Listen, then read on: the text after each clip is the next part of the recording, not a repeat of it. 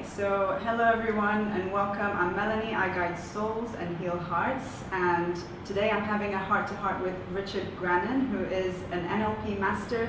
He's a psychologist who specializes in helping people who suffer from narcissistic abuse.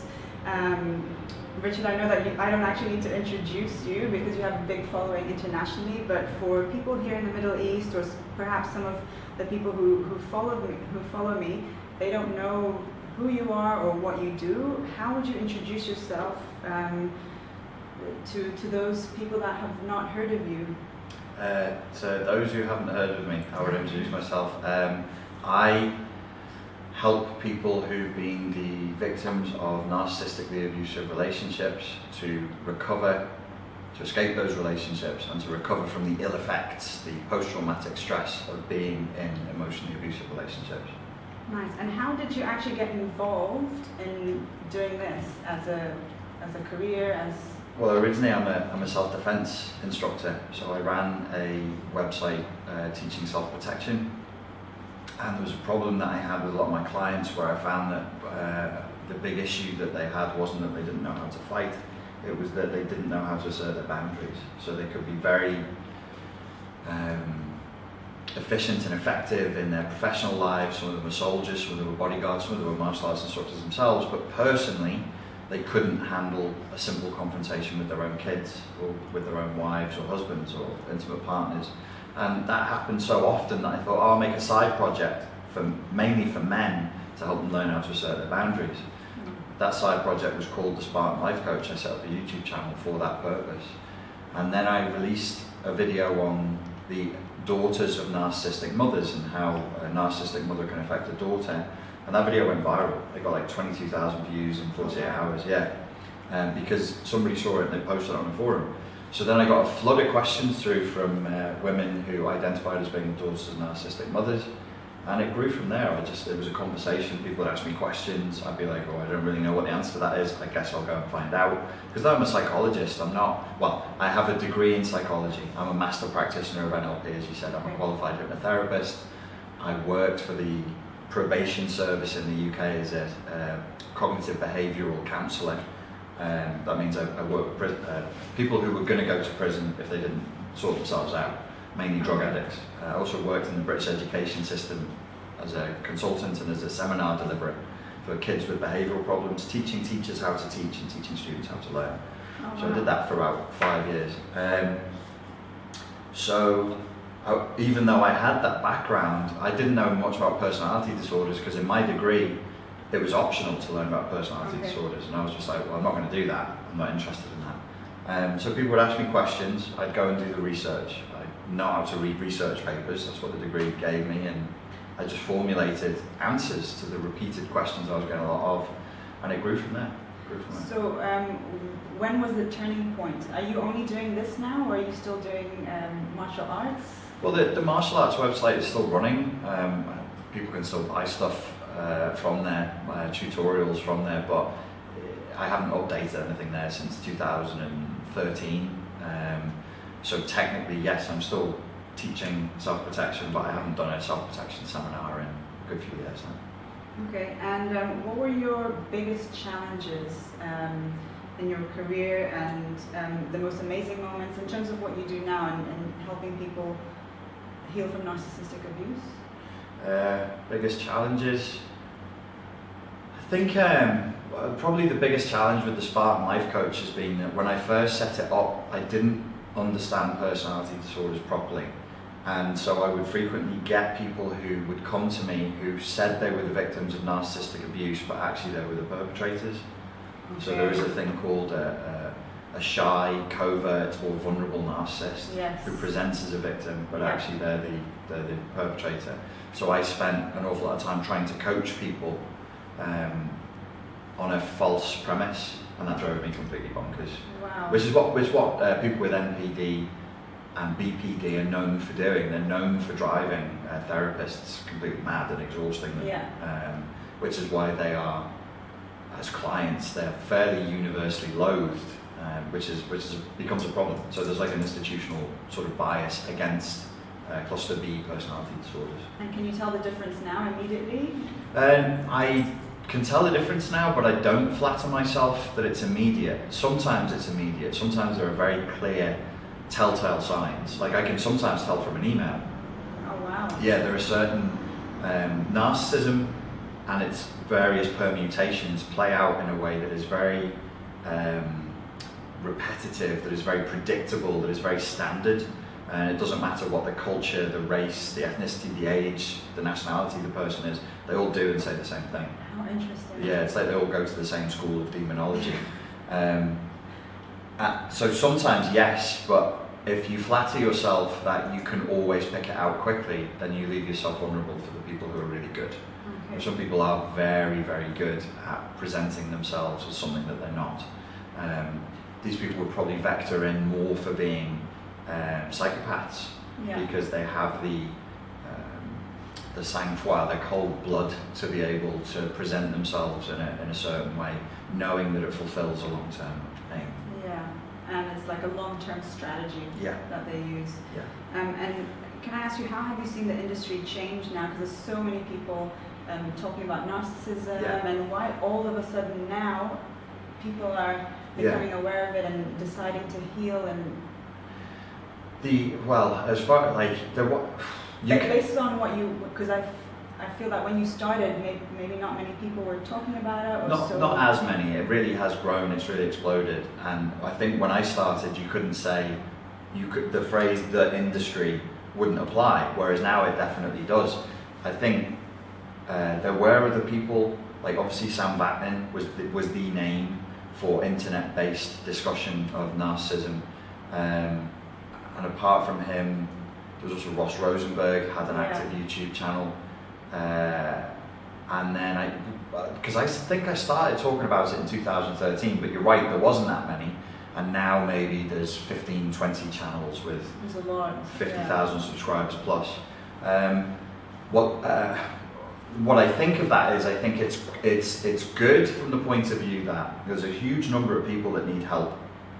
Mainstream mental health isn't prepared for it, isn't interested in it, isn't trained for it.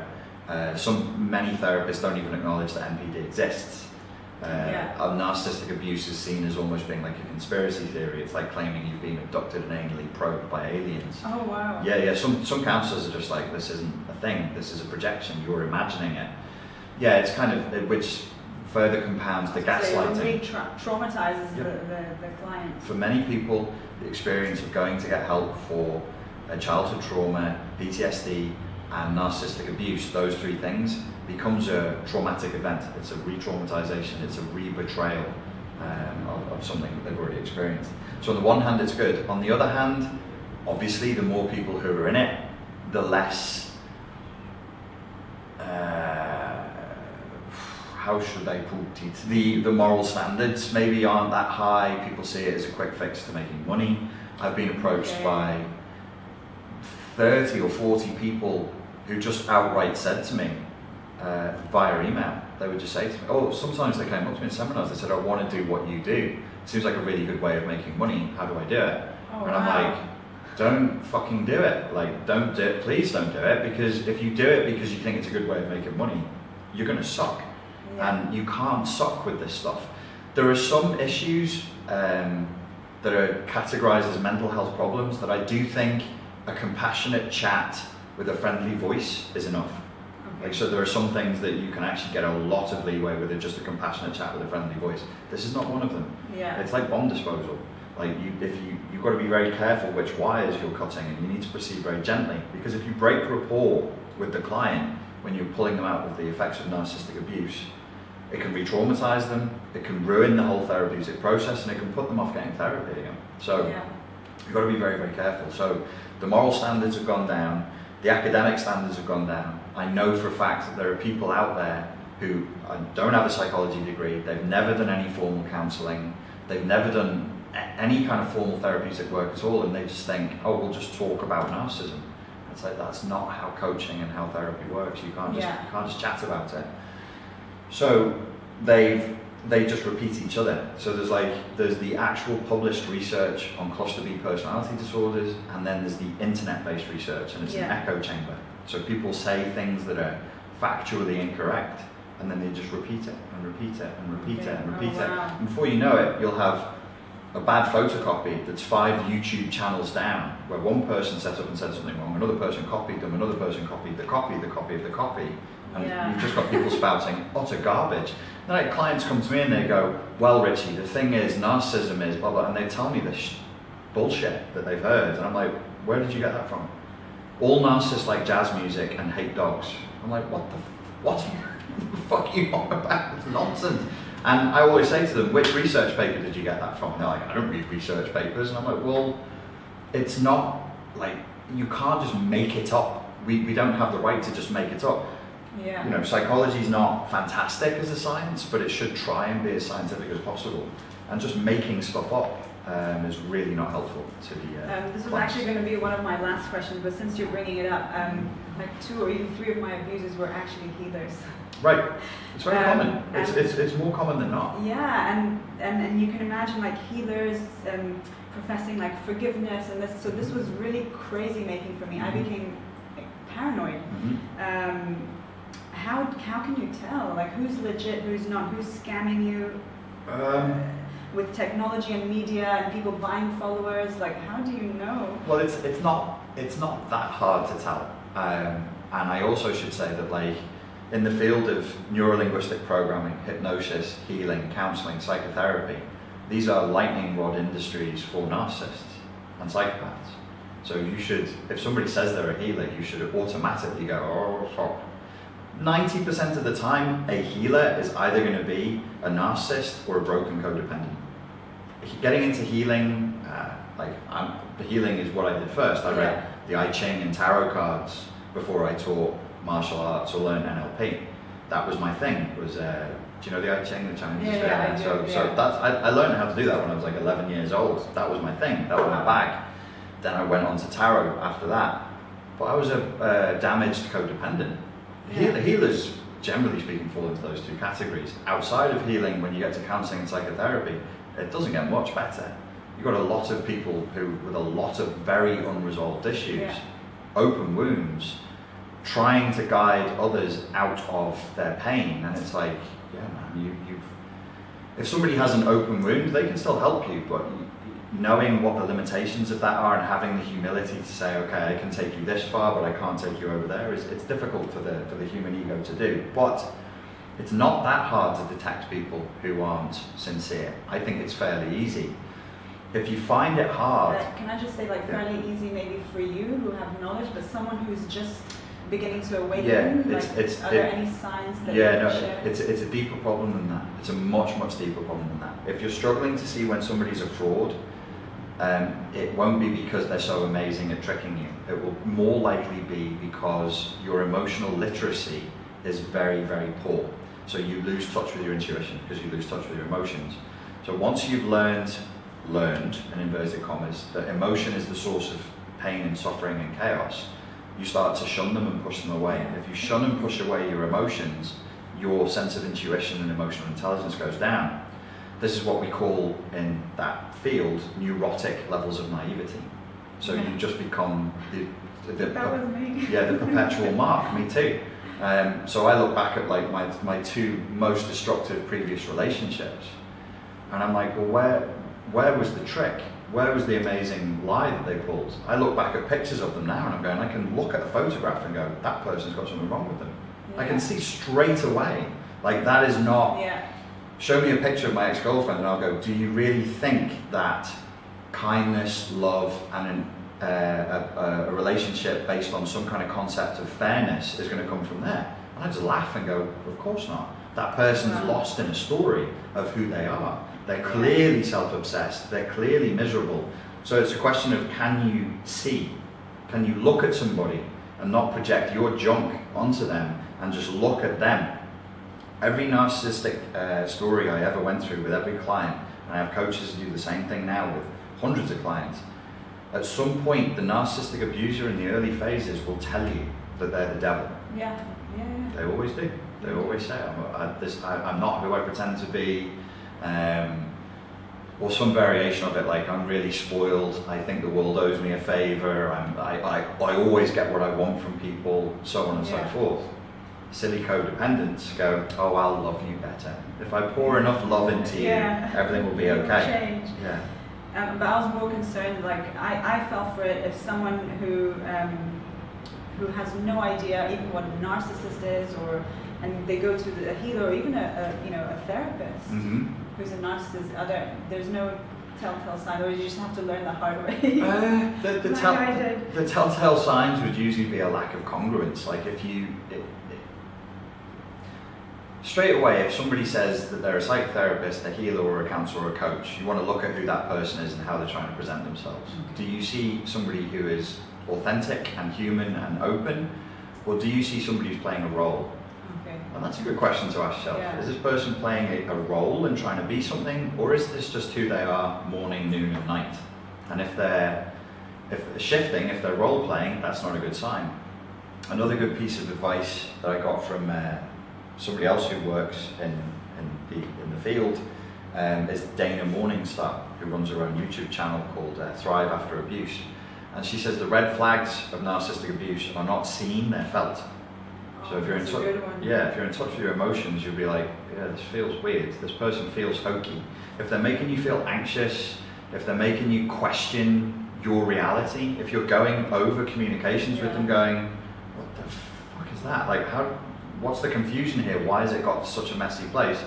Just respond to that and go, okay, well, this person might not be everything they purport to be. Yeah. But obviously in the beginning stages, like you, well, at least I did, and I'm sure you did as well, you tend to, you bypass your own intuition, you think, oh, it's nothing, let it go. But that's not, see, now remember. You want to see the good in the person. Okay, so then I would say, what I would ask you is, why? Why did you sweep that under the carpet? Yeah, okay. Why do you want to see the good in that person? Why did I want to see the good in that person? Why do you think the reason is? That's the question I'm asking you now. Yeah. What is it? Well, obviously because we have wounds, or we're seeking their approval, or we don't have enough boundaries, we can't stand up for ourselves, or we want to be seen as good and say yes. There's all of that, and I would wrap it up in something that you can phrase in one sentence, and probably hit straight to the core of the problem. You're lonely. You were lonely. You got with that person because you were lonely and you were desperate for love. So love was being a love that you don't normally feel is being dangled, and you go, oh, if I just put up with this, this, and this, I'll get to that magical place I'm really trying to get to, and you want it too much. Sure. And that's why I put up with what I put up with, because I wanted it way too much. And had I not just wanted it, but needed it that much, I would have gone, yeah, this person's being kind of a dick. Oh, that's a shame, because she's really hot. Oh, fucking hell. All right then, fine. I'm sorry, I can't see you anymore. This isn't going to work out. Which is the text I should have sent when I look back at my last relationship. And I go, where did it go wrong? And I'm like, 3 weeks in. 3 weeks. Oh, okay. I did 3 years. But I knew after 3 weeks. I mean, I knew after 3 weeks. And I stayed for 3 years trying to make it right. So as I went back, I was like, when this happened, and it culminated in that event on week 3, that was the moment when I should have said goodbye. That was the moment when I should have gone, yo, I thought this was going to be something. It isn't. I like you for these reasons, but you clearly have something going on here. That's the end of it. Because I was so lonely and so self-isolated and so desperate for love, I just went, oh, I'm sure it'll be okay. Let's keep going with this one. Wow. And then I was dragged backwards, naked and screaming through hell. My next question was then, when was your awakening moment, or what was your awakening moment to realize, actually, I'm a codependent, or I need help, or I'm suffering abuse, narcissistic abuse? What was your, because I remember mine, and that was a big moment for me. I think, in both of the relationships I was in, there would have been dramatic events or arguments where I was like, okay, it's getting really hard for me to deny that this person has something wrong with them. I'm making like long lists of excuses based on their trauma and their upbringing and their issues that they're going through. And then I would have there'd be a memorable event or a memorable argument where I'd be like, yes, all of those traumas don't justify that action or that set of words. But I think realizing that I was a codependent who'd been the victim of narcissistic abuse, trailing all the way back to childhood from parents, wasn't one revelation. It was a series of revelations. Okay. And it dilated, where I was like, oh, I think I have a little bit of that. And then time goes by and I'm like, I think I have a bit more than I first thought. And then time goes by, and even now, I wake up to stuff and I'm like, holy shit, my childhood was a fucking mess, man. That was real bad. You know, like seriously bad. But if you're a goldfish and you swim in water, you don't know what water is. You have no fucking idea. If I go, oh, you're in water, you'll go, oh, you mean reality? No, you're in water, dude. But you don't know, because that's normal to you. So my childhood ideas of what normal are really messed up. Yeah. Really, really abusive, really dark, really confrontational and chaos based. So I couldn't see when somebody was being abusive because I didn't have a word for abuse. I didn't have that boundary to go, that's wrong, you shouldn't do that. Because I was raised in an environment where I wasn't allowed to say no. Yeah. As most people who are the victims of narcissistic abuse or physical abuse are. Yeah. One of the things that I come across is, obviously I'm not an expert, but I do encounter clients that have suffered narcissistic abuse, and I just share my experience, like with how I came to the realization and share tips and stuff on how I overcame and tools. A lot of people are in denial, and they're almost scared to even admit that their parents, it's like a taboo to admit that your parents were abusive or that they did Thou something shalt wrong. honour thy father and mother. Yes. It comes from the desert. It comes from where we are right now. This is the birthplace of all this trauma, is right here in the Middle East. Because you know, all the religions, they're from here. It's all here. So how do you? You blame Jehovah. You blame Abraham. Why not? How do you go about and share? Because it can go both ways. One, the client can actually, or a friend or whoever it is, can actually take that in and process it, and that will be traumatic, and they will grieve or whatever. And other times they'll just get really angry at you and say no. Well, defensive. Yeah, no, I'm good at this game, and the question you're asking me is a really, really good question. But it would be like, I like doing Muay Thai, right? Yeah. And my teacher, the guy who I train under, I can't even call him my teacher, I train with his teachers, is a master. He's called Senchai, and he's mastered Muay Thai. He's like 38 years old, and he can. You can look him up online. He can go in the ring with career professionals and play with them. He dances around them because he's mastered it. Okay. So if I say, Senchai, how do you do the wheel kick you do, or how do I do the jump? Like, you just go through fucking, it's a skill, it's years of practice. So what I figured out with this particular question was, I like the Dune books by Frank Herbert. Now in the Dune books, in that sci-fi story, they wore shields called Holtzman shields, but they were for repelling bullets. So if you fire something fast, it bounces off. Okay. So if you want to get through the shield, you go slow.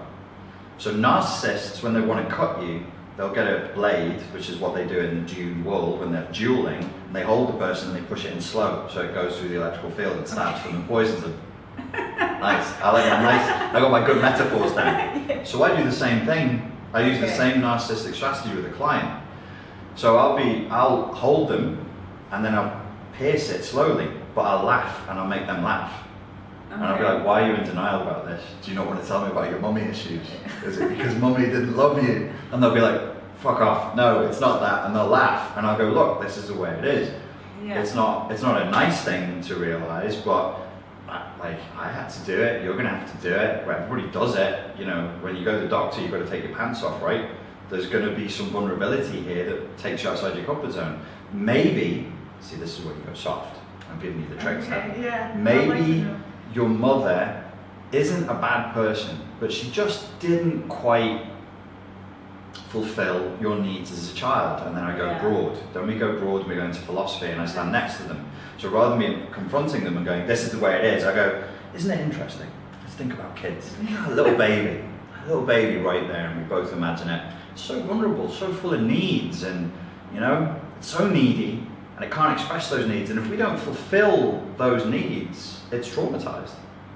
So if you just, as a parent, just fall below the needs of a child, you traumatize the child. So maybe your mum wasn't abusive, maybe she just fell below your specific needs growing up, and then most clients will go, yeah, that sounds okay, and I'm like, I've got a foothold now. But actually, she didn't just fall below your needs. Maybe sometimes she competed with you. Do you remember her being competitive with you? Yeah, I remember, but she still loved me. And I'm saying she didn't love you, she loved you. But she competed with you, right? Yeah.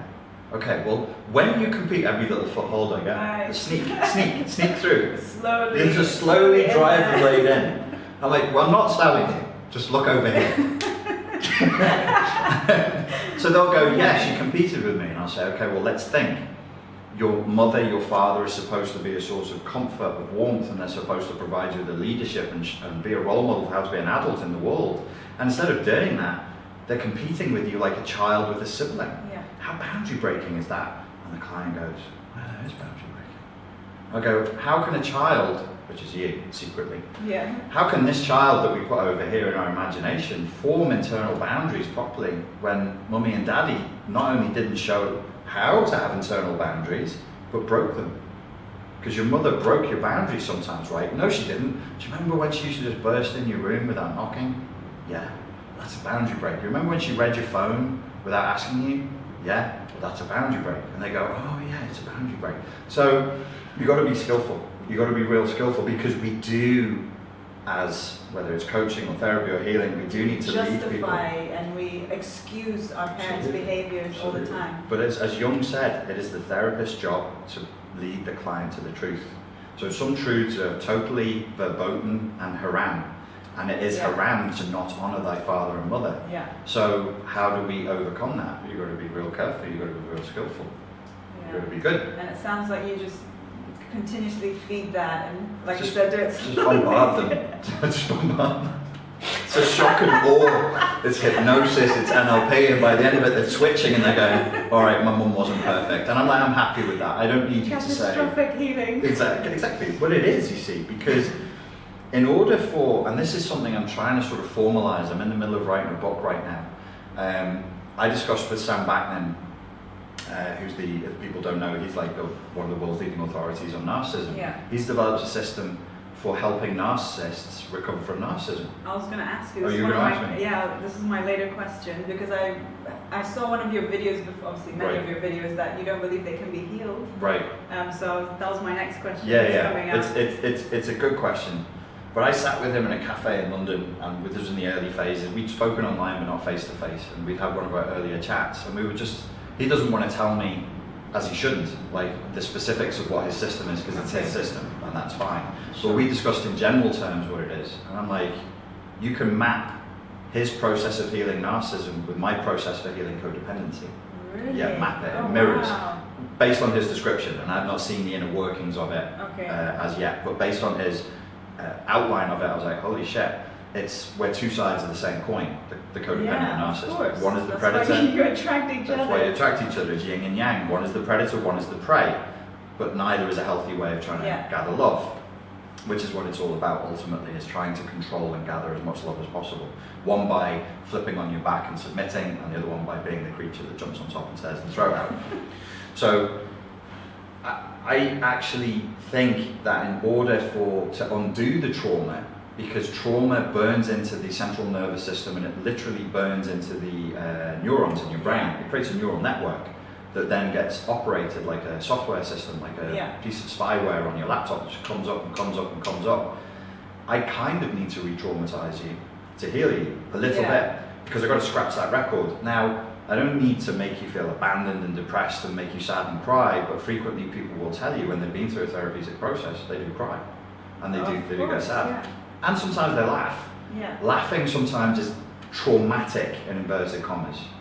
So when you're watching a good stand-up comedian and they're joking about stuff that is really dark humour, it's quite traumatic, but it's a release. It's trauma for therapeutic ends. But it still breaks boundaries and pushes you outside of the previously held comfort zone. That's my style. In your videos. And actually that's what kept me watching your videos, because I was just laugh, and it's quite a heavy topic. It's heavy, and I didn't want to see something serious, and whereas you just made me laugh. For the casual observer, they probably think that narcissist is just someone who's a little bit arrogant or full of themselves. Can you give us some clear signs and unmistakable signs that you're dealing with a narcissist, but also not so, I mean, both the overt and the covert and the subtle signs, because I feel that the subtle signs are the ones that, for me, gets the hook. Well, overt narcissism, classical narcissism, isn't hard to see, and I don't really think that, from the vast majority of people that I speak to, overt narcissism isn't an issue. It's the covert that is lethal. Yeah, the coverts get you, and the coverts get codependents, particularly because they present themselves as victims, which inspires the coverts excessive empathy and desire to fix and to heal and to parent, because you're actually trying to resolve your own childhood issues. Yeah. So you're a lost child, and you see another lost child, and you're like, if I can heal him, maybe I'll heal me. Doesn't work. Yeah. So the classical narcissist, I mean, it's topical, I guess, like a Donald Trump, a Dick Cheney. I'm trying to pick somebody from UK politics. Tony Blair would be like a classical narcissist. Okay. Yeah. Oh, Oh, politicians, God, they absolutely love it. There are certain things that narcissists go for, and power is one of them, which is why a lot of psychotherapists are, because they have ultimate power over other human beings. So they're vain, they're arrogant, they're grandiose, they feel like, they're chosen, the rules that apply to other people don't apply to them. They can be psychopathic as well, they'll break the rules, they'll commit crimes, war crimes, all that kind of thing, which these wonderful people have done and continue to do. So that's fairly easy to see coming. I don't think I've ever had a client who was dealing with that. Yeah, actually, I haven't either. So they're not particularly dangerous, and I think the dynamic between a classic overt narcissist and the kind of people they usually get with, they'll usually get with somebody who is also a narcissist. Okay. And this is something that is a little bit controversial in the online world of narcissism, but is not controversial in the academic world of narcissism, is the vast majority of narcissistic relationships are between two narcissists. Oh, wow. That's way more common, that you have two highly narcissistic people who get together and they take turns to be predator and prey. They drink each other's milkshake daily. It becomes like a symbiotic, cannibalistic, weird, little synergistic relationship. The codependent narcissist dynamic is usually played between a fawning, enabling, poor boundaries, people-pleasing codependent, and a covert, vulnerable, shy narcissist who's going to vector in for borderline personality disorder as well. Okay. So what are the signs that, if you were discounting classical narcissism, easy as anything, see, grandiose, vain, disconnection from reality, so on and so forth. The type of narcissist we're worried about is people who present themselves as victims. They like narcissistic supply flavored with sympathy. Okay. Just narcissistic supply as in you're wonderful, that's good, but it's not enough. They need to be pitied. Yes. They're addicted to being pitied. That is not published research, that's my personal opinion, so I try and distinguish But I between. can totally see that. Yeah, and maybe somebody somewhere has published it. I've never seen it. It's not in the World Health Organization guidelines, and it's not in the DSM guidelines. But the strong neurotic need to be pitied and to be the biggest victim in the room is a very sure sign for shy narcissism / borderline personality disorder. Interesting. Okay. They're emotionally labile, so they go up and down, which confuses the hell out of people because they're like, well, my partner says sorry, they admit mistakes, they tell me that they feel like shit, and I'm like, I'm reading stuff online that says narcissistic, grandiose, vain, full of themselves, and never say sorry. This is one of the ridiculous, so annoying memes that that's such went a around. good point. Yeah, everybody was saying it. They stopped. But 4 or 5 years ago, if you went online, it was a given in the online narcissism community, narcissists never say sorry. And I was out there going, guys, you've made this up. It's totally fucking false. A grandiose classical narcissist, probably that's true for, but there's many shades of narcissism. Yeah. You've got to get down with the shy, vulnerable narcissist. Yeah, I was going to ask you about the different levels of narcissism, and are some more, are you able to cope with some and handle some better than others, and are there different, or is this too? Well, in my experience, because I do know, I have a couple of grandiose narcissists who I know. You can placate them. You can placate a grandiose narcissist. They'll be like, I need to eat, so you'll cut your own hand off and you go eat that. I'll grow another one tomorrow. And they'll take it and they'll probably stop. The vulnerable or shy narcissist is never satisfied. It's never enough. But don't think that you can always placate a grandiose narcissist because, and I don't want to get into the philosophy of psychology because it's such a huge subject, but you've got to remember that this is not based on urine samples, blood samples, brain scans, neurotransmitters. It's it's a literary exercise. We, or say we, as human beings, the psychiatrists vote on personality disorders. Oh. They're voted for. Okay. They go, we think this is narcissism. How many of you agree? And they'll put their hands up and they'll literally vote for the existence or non-existence, which is a problem. I use the DSM, but I know full well that it's sponsored by the major pharmaceutical companies. So if there's not enough money to be made in a personality disorder, it gets taken out. Wow. Yeah, okay. I know that personality I didn't know disorders, that. yeah, they've been pumped up based on how much money they'll make. One scandal, it's not really a scandal because nobody seems to care, is bipolar. You know, the sheer number of diagnoses of bipolar and the massive acceleration in its diagnosis post 2001 is a scandal, but nobody really gives a shit. Now, why did that happen? Well, look at the amount of drugs. Like somebody who's bipolar diagnosed, they'll be on 12 or more very powerful brain and physiology altering drugs. Yeah, very powerful. Whereas if you go, oh, this is somebody with narcissistic personality disorder who's going through narcissistic elation and narcissistic depletion, you go, what do we give them? Nothing. Can we give them therapy? No, they won't go. So is there any money to be made in that client? No. Oh, fuck that. Like, let's just pretend it doesn't exist or change the diagnosis. So, so there are and it's an ongoing, all of science is like this, by the way. Yeah. Like I'm talking to the online narcissism community or people like your followers, my followers, people are into this. Please understand that like science isn't a precise science. They're humans. They argue, they publish papers, they write books, they want to be famous, they're vain, they have egos, they'll create false arguments, like somebody will say this and they'll argue against them knowing that person's right just because it's controversial and it gets them views and likes and followers. I think like the peer-reviewed research when it's published, I think when they go back and critique it, I read something last year and it was like 45% of all peer-reviewed research, not just in psychology but across all the sciences, has found to have serious flaws in it. 45% of all peer-reviewed research. Yeah, it's really big. And so, you know, we can talk about it, and I'm more than happy to talk about it, but it's all kind of made up. That doesn't mean it's not valid. It doesn't mean it doesn't have truth to it. It's just, it's all kind of made up. One of the big things that I would say with this is, sometimes we're talking about personality disorders as though they are viruses, different strains of a virus. It's not. These are coping strategies for dealing with a hostile reality. Narcissistic personality disorder is a coping mechanism, which is why some psychiatrists and some researchers say stop calling it a personality disorder. It's not a personality disorder. It's actually a response to a hostile environment. And it's just an interrelational style. And I'm like, well, I'm not a researcher, I'm not an academic, it's an interesting thing. I need to help codependents recover so I don't find touch it. Do you think narcissism is cultural or generational? Are there countries that have more narcissists than others?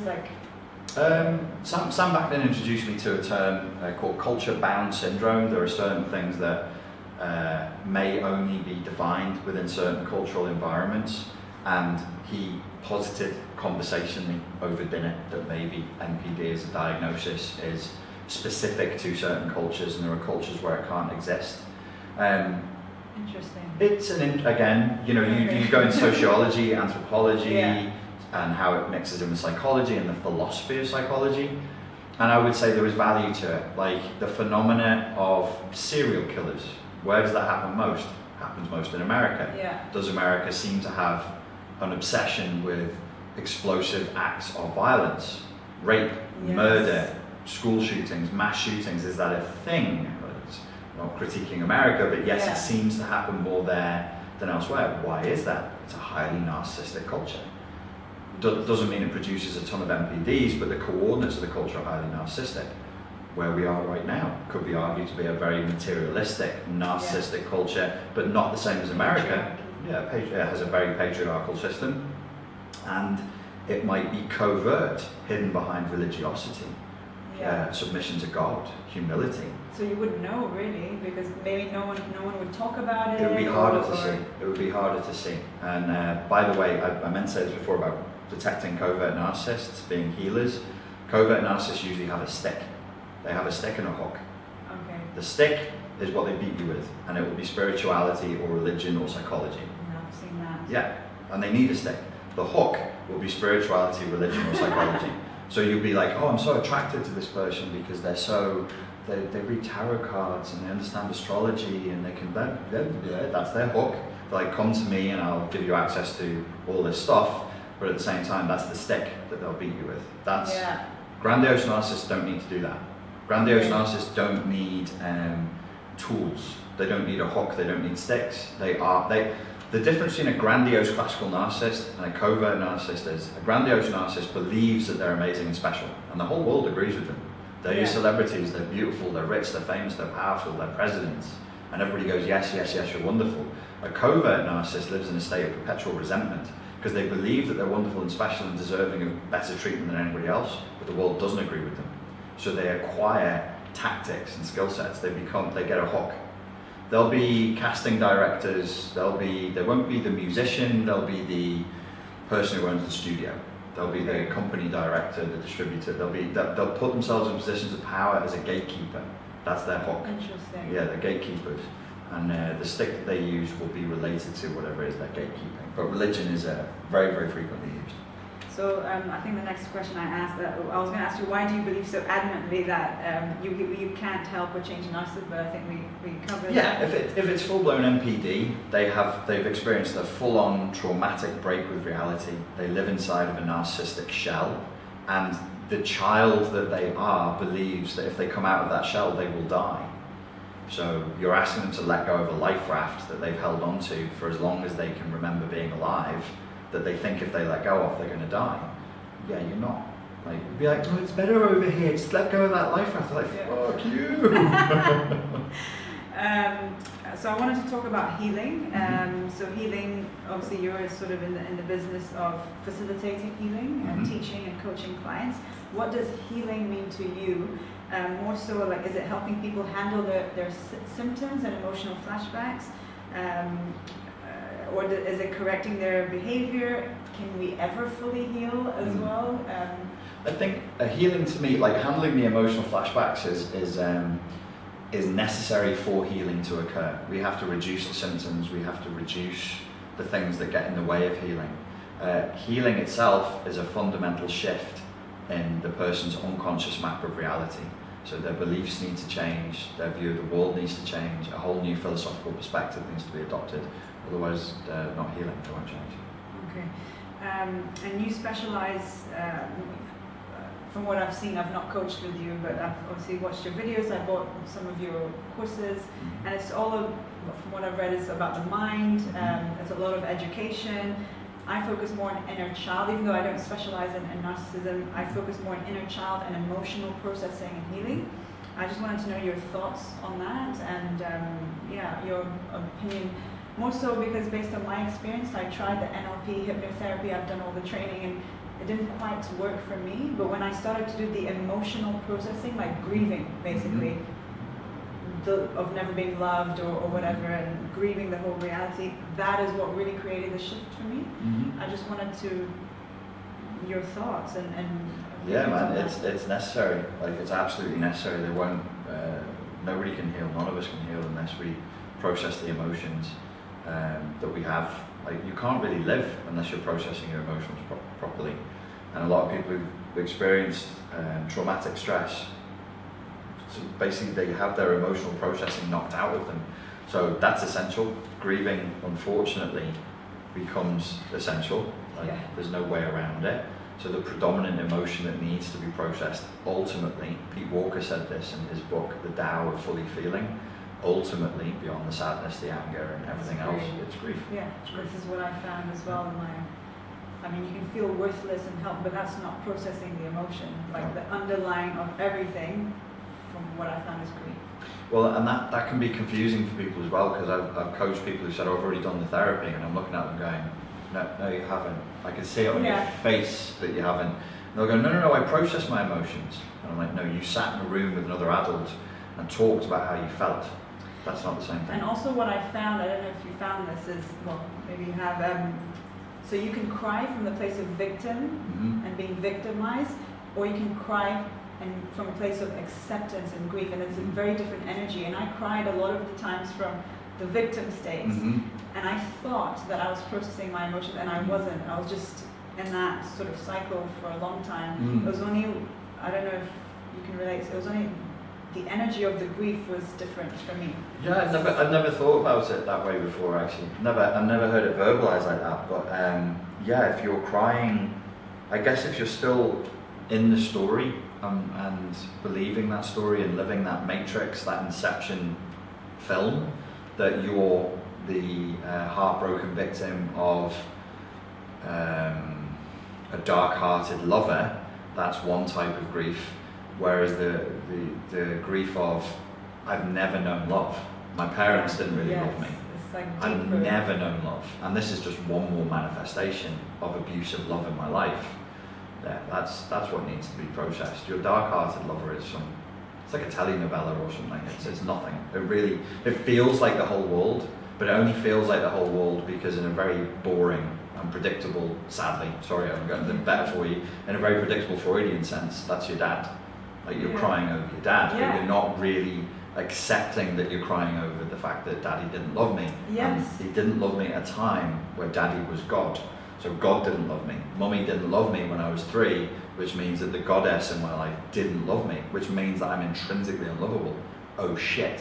That's a bit more than, my girlfriend who's a stripper cheated on me, she was texting other fellas. You know, that's a sad story and it's annoying, but you know, come on now. She's incidental to the structure, which would be like, why would I, she wasn't a stripper, mate.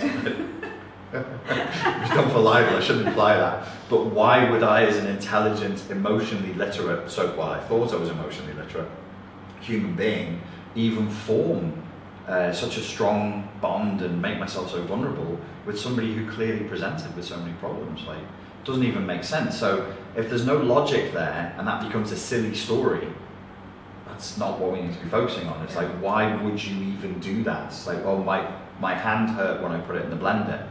Why did you put the fucker in the blender? That's like it's sad that it hurt, but like, come on now, why would you do that? So yeah, you're right, there is a crying from victimhood which remains in story, and there's crying from accepting the deeper reality, which is a bigger cry. Totally. And I've read that CPTSD can't be healed. Oh. Lies. And I'm sure I heard you say that before. It's you can. Total bullshit. Okay. My big claim would be CPTSD absolutely can be healed, and because CPTSD can be healed, probably about 90% of mental health issues, 95% of mental health issues that people show up to counsellors for can be healed. I believe that it can, but I just wanted to ask. Yeah, no, it can totally be healed. Now, there are problems that come from the same environment of CPTSD, like being a codependent, and that's trickier. Okay. So codependency, CPTSD is a symptomatic response to trauma, and you can heal those symptoms. And to the extent that you can heal the symptoms, you've healed CPTSD. You also need to heal the inflamed superego, which manifests as an inner critic and an outer critic, and there are ways of doing that. It takes time, it's a pain in the arse, involves grieving, involves stupid exercises that take like hours out of your life, but hey, you get the rest of your life back. CPTSD in most people, even if it's really, really bad, if they can talk and they're willing, I can probably kick it out inside of 3 months. Nice. But they must work hard, and I'm cruel. Like, I'm very, very, very demanding. In a normal person, who's not normal, the median statistically, the average person with CPTSD, you can kick out 40 to 50% of their symptoms inside of a month. Nice. And which is huge. Like a 50% reduction, you just feel like a new human.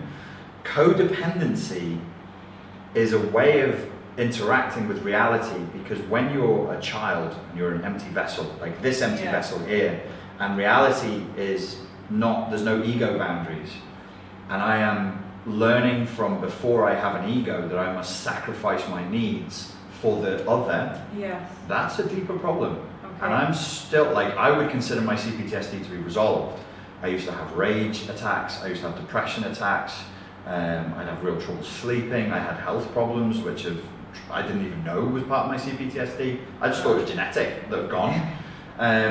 And you can't get me into a rage attack. I used to be like the fucking Hulk. Yeah. I'd be like, Hulk smash. Can't, you just really, you would have to push me very, very hard to even get me snappy. So that is resolved. But the other day on a flight, I paid for a business class flight in Asia. Okay. And it was nice, it was all fancy, and they brought me some fancy food, and I was like, this is pleasant.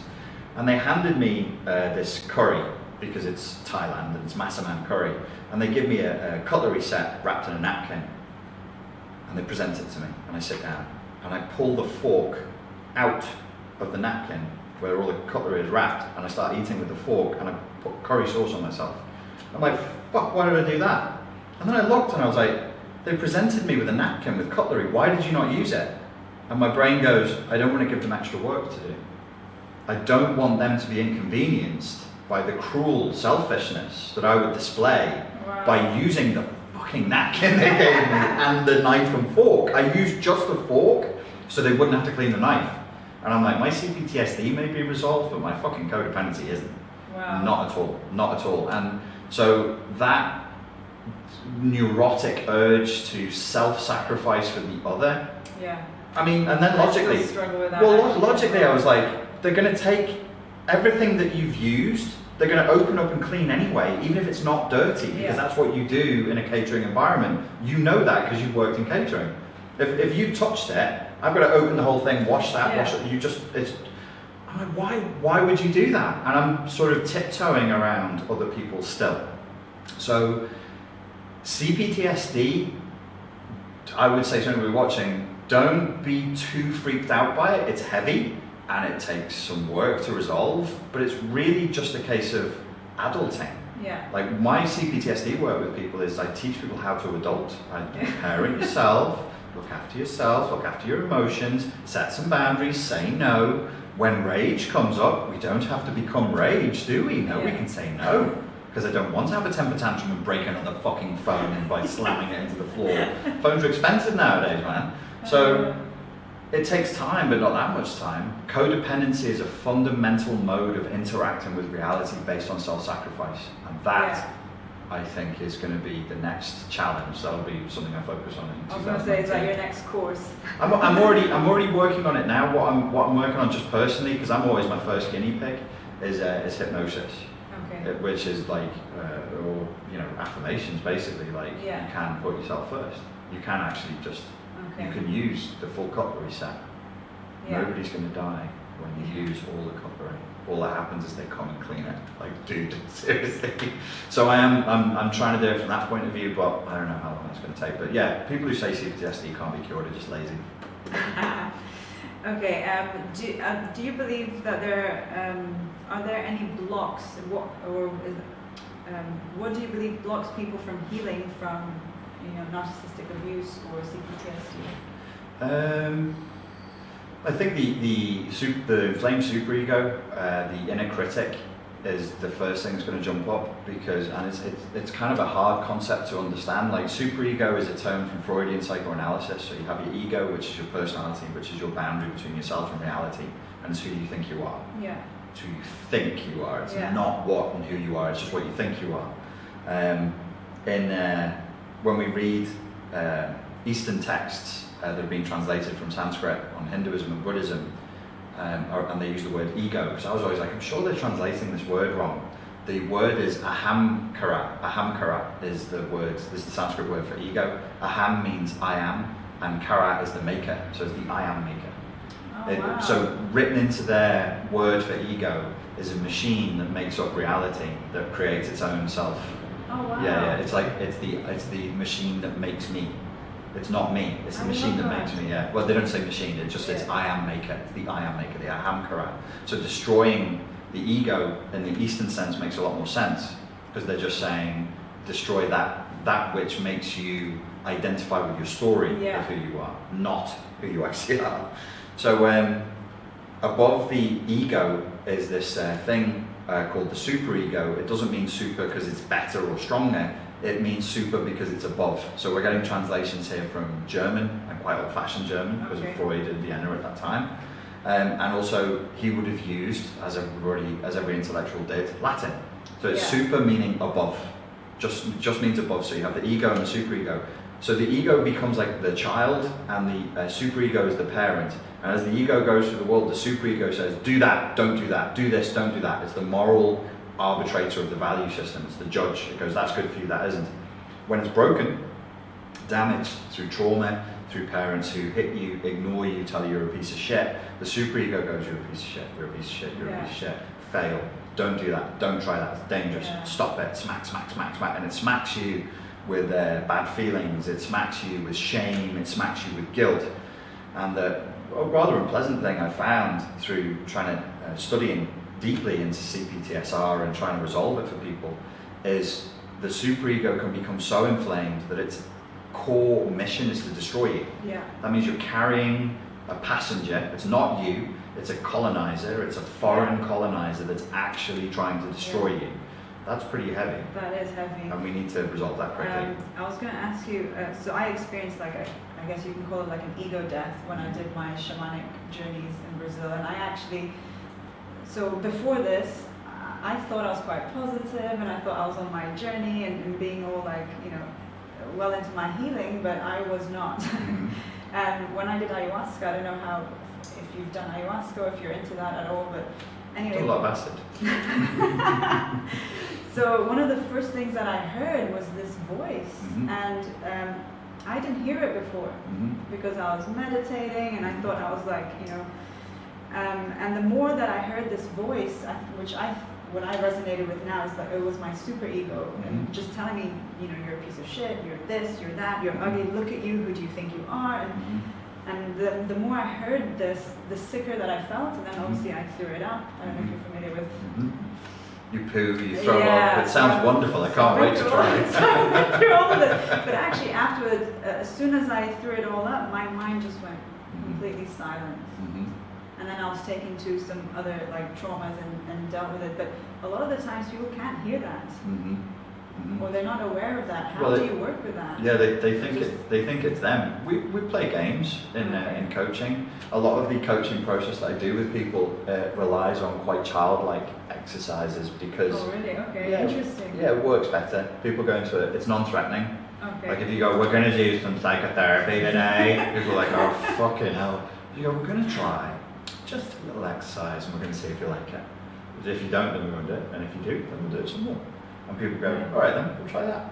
So we do things like if the superego injunction comes up and it has a message, can you challenge that message? Like if the superego says you're a piece of shit, you go, that's interesting that you would say that. Where are you getting that from? What evidence is there for that? And it's this game that we teach people to play inside their head. Not that in and of itself cures the superego, but it allows the mind to draw a boundary between this is me and this is not me. Okay. This is something else. And then from that place, we can start leading them to where we really need to go, which is repatterning the inner parent. These are the messages from parents. You're a piece of shit, you're worthless, who the fuck do you think you are, blah, blah, blah, blah. The shame, the guilt, the depression, the anxiety is coming from that place. So you kind of need that voice to be, hey, everything's okay. We don't do, you're a wonderful star angel and a unicorn. We just go, oh, everything's okay. Why don't you try that and see if you like it? And see if it works out, because it might. And if it doesn't, oh well, never mind. So it's quite level, and it's just not aggressively negative. So we turn it from aggressively negative to neutral. The reason we don't go super positive, like you're amazing, you're da-da-da, you're perfect, is that tends to re-inflame the superego, and the superego goes, no, fuck you. So we go, no, you might be okay, and the superego goes, yeah, fucking shit. Okay, piece of shit. And actually, you can gather traction on it that way. So one of the things that people that suffer from CPTSD or that have been narcissistically abused, they don't know how to set boundaries. How would you define, especially emotional boundaries, how would you define an emotional boundary, and how, for someone that doesn't know, like how would you know that it's being crossed?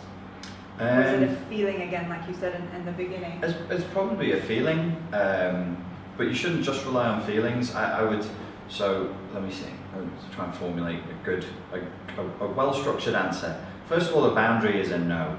It's always a no. It's always like, no, you can't do that. And a boundary could be something you set with other people, and you say no. And a boundary could be something that you set with yourself.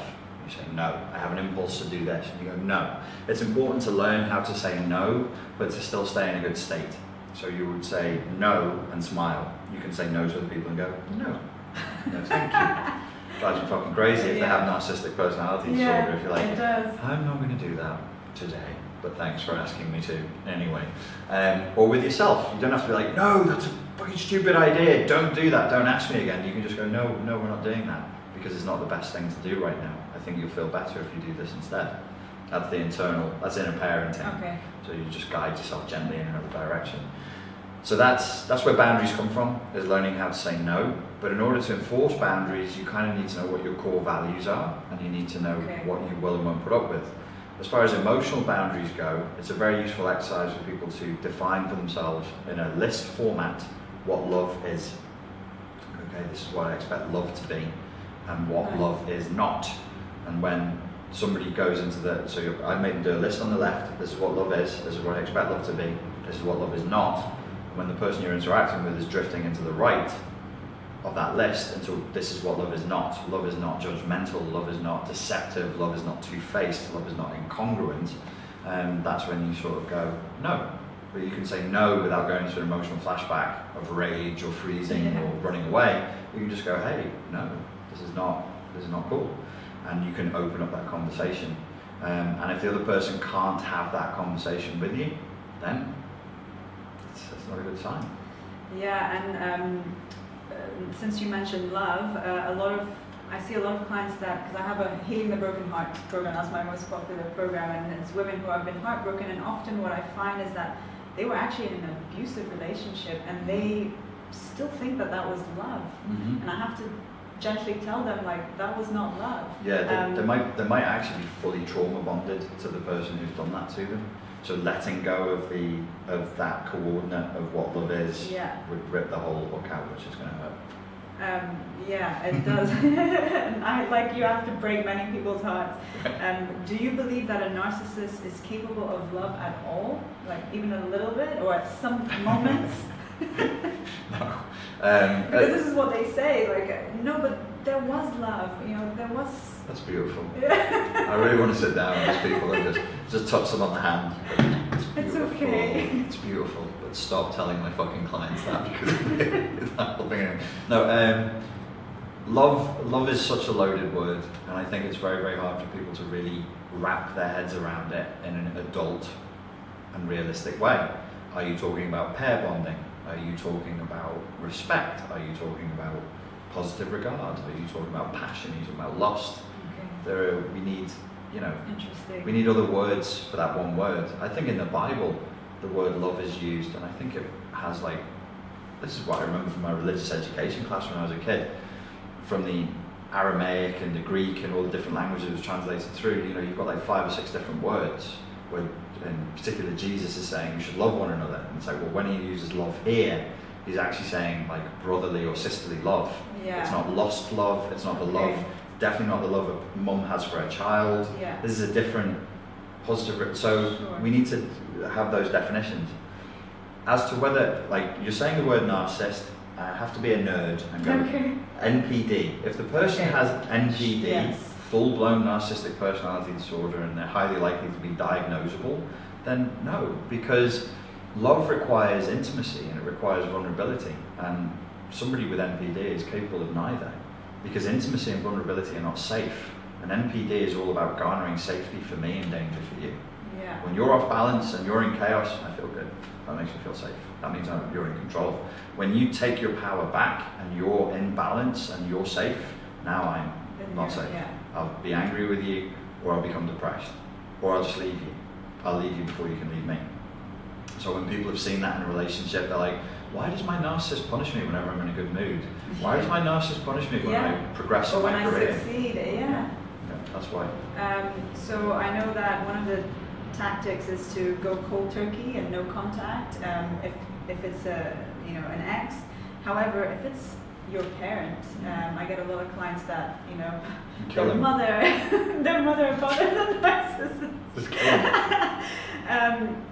Do you have to also go no contact? Kill them. I want people to understand that Richard Grannon has advised that you kill your parents on YouTube. Especially if they're a scapegoat of the family. Yeah. They will always be emotionally attacked and abused. Like, how do you handle that? What's your advice on that? You must first kill them, and you must. It's in a metaphysical and in a Jungian sense. You have to kill the idea that they are your parent. Okay. Their parent is a noun, Yeah. and it is a verb.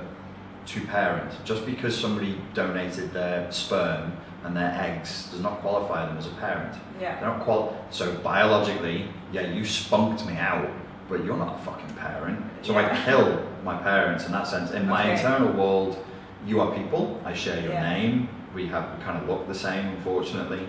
We lived together for a while, but did you do the job of being my parent? Were you my guide? Did you love me? Did you nurture me? Did you care for me? Did you make sure that I was developing internal boundaries so that I could protect myself and fight for myself in a hostile world? No. Fuck you. You don't qualify.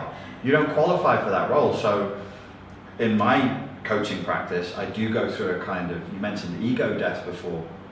There's also ego death. There's also ego attachment deaths that need to go through. Yeah. And I take people's parents away from them. Yeah. And that's horrible. And they grieve That's very, not very having, sad. I mean, having a parent but not having a parent. That's right. That's right. Yeah. And they never did. Yeah. Like, did my parents love me? It's kind of worse than that, kid. You never really had any. You had two caretakers who probably were in a highly chaotic phase of life when they had you. They had you for bad reasons. He had you to get back at his ex-girlfriend. Your mum had you to keep him because she knew he was shagging everybody and to stop him. Yeah. The relationship was born in evil, was born in sin, not in a moralistic sense, but in a place of a lack of awareness, a lack of control and sovereignty and structure. And it was, they weren't really qualified to be parents. They didn't really love you the way parents should.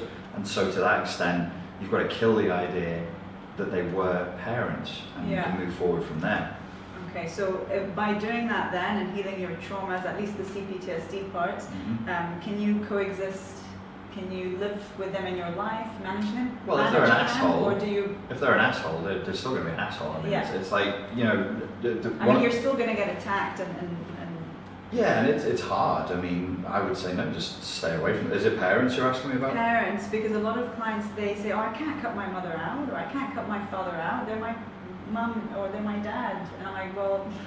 I'd go into Zen Buddhist mode and be like, yes, I hear you say that you cannot cut your mother out and you cannot cut your father out. They say in spirituality, at least in the Brazilian spiritualism, like we choose our parents. Right. I don't know what you believe, if you believe in the afterlife or in the soul and all of that, but we choose our parents, and they teach us certain lessons, so we have to have them in our life, but we don't have to. But you might have taken them for certain lessons and then you leave. Like you go to a certain martial arts instructor, he teaches you a style, and then you go to somebody else.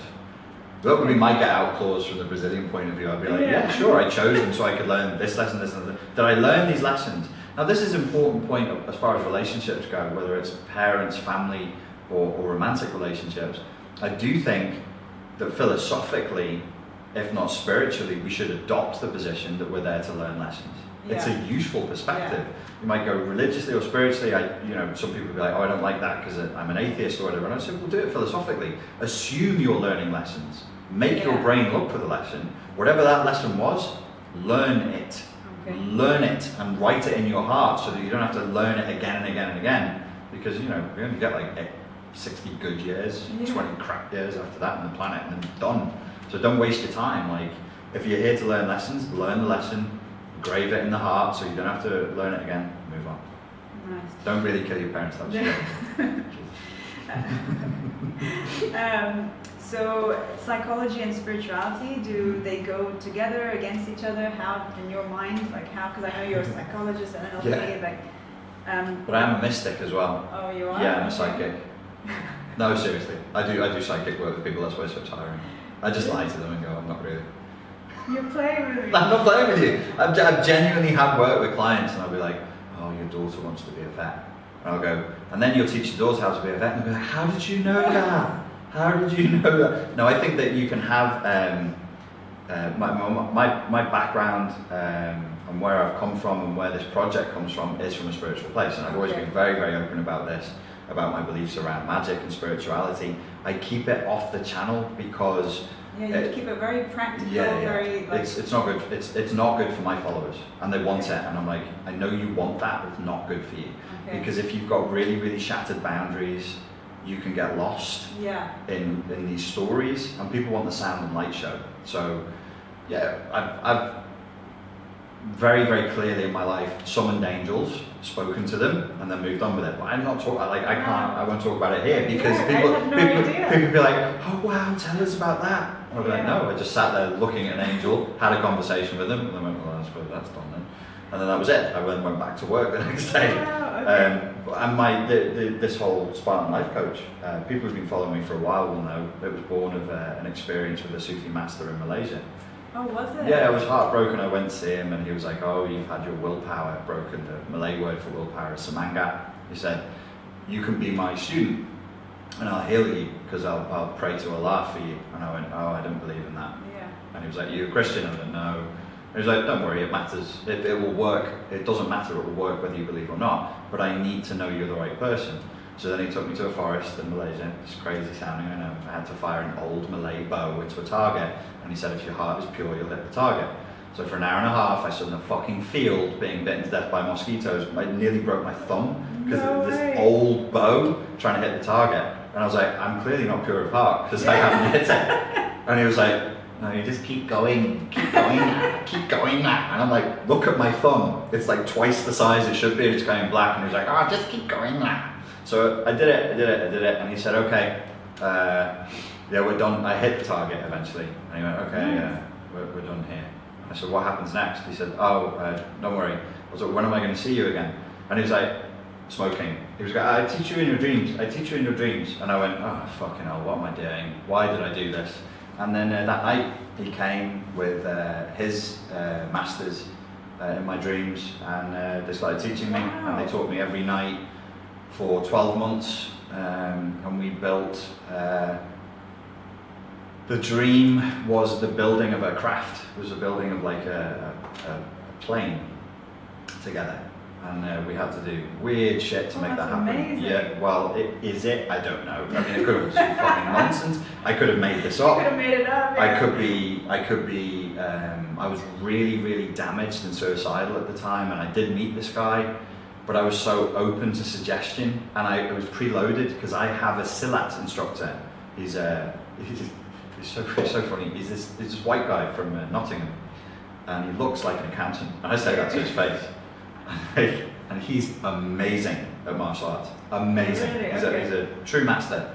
And I said, where did you learn to do this? And he said, I went to Malaysia, and they taught me in my dreams. And I was like, fuck off. How did they teach you? And they taught me in my dreams.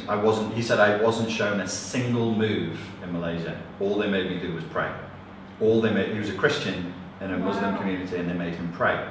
And he said, the rest they taught me in dreams. 5 years later, I go to Malaysia, and I go through the same experience, and they taught me in dreams. That's incredible. It's incredible, which literally means not believable. Yeah. So I have like a Jungian idea, which is like it was archetypal. Yeah. It's the way that my mind processed what was going on. And then the other idea is the world just isn't what we think it is, and it's kind of real. Like what happened in those series of dreams was so relevant to the growth of the Spartan Life Coach project, which was a vehicle. And it was an ancient and modern vehicle. I had to learn in the dreams, I had to learn old Malay script. It's just called Pali. And I had to write it on this vehicle. So it's an ancient and yet modern vehicle, which flies, which helps people. That's incredible. Yeah, it's really weird. I mean, I would love to know more about this. And since you're talking about this, what is your definition of soul? Do you believe that we have a soul? And where does soul come into play in terms of There's nothing but soul. There's nothing but soul. You're just a soul sat here with skin. Yeah.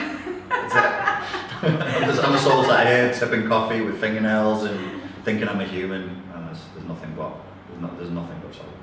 Everything else is that illusion. we have that our soul, you have to have a will in terms of healing? Absolutely. That's the manifestation of soul, is my master in Malaysia taught me, which is semangat. With that word, it means intention, your will to thrive, your capacity to focus, your strength, your capacity to endure hardship. It's the warrior spirit. And if you don't have that intention to heal, no, you won't heal. Do you think that those people that have been abused, do they need to heal, CPTSD and all of that before they can have that will and thrive and reach their highest potential? Probably. I think like. Or can you do it without healing that? I think they're probably two sides of the same coin. I think like the Sufi master's version of CPTSD was your semangat is broken, and his solution was, we'll pray for you. My version of CPTSD is more Western, it's more psychology, it's based on multiple traumas, and what do? Well, I get people doing meditations and visualizations that all focus your intent, and they're built on repetition. What do the Sufis do? All day, every day, they claim inside their hearts, they're pronouncing over and over again, there is no God but one God, and his name is Allah, there is no God but one God, all the time. This is the same thing I do with my clients. I get them to evoke often, and I get them to do it 5 times a day, and everybody goes, why is it 5 times a day? And I say, don't worry about it. Nice. I just made it up, and it works. Okay, so what is your heart message? I have so many other questions, but I know that you have to go as well. To ride camels in the desert at night. Yeah, to ride camels. Like, what on earth are you doing here in Dubai in the middle of summer?